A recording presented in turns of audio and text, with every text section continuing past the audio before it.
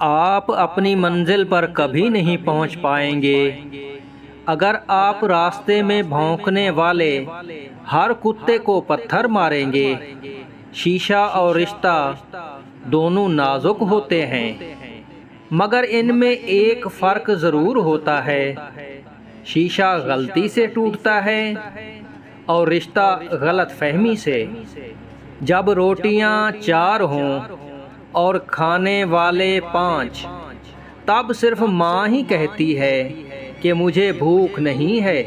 100 दोस्तों से बेहतर वो एक दुश्मन है जो दिल में नफरत तो रखता है लेकिन मुनाफकत नहीं करता।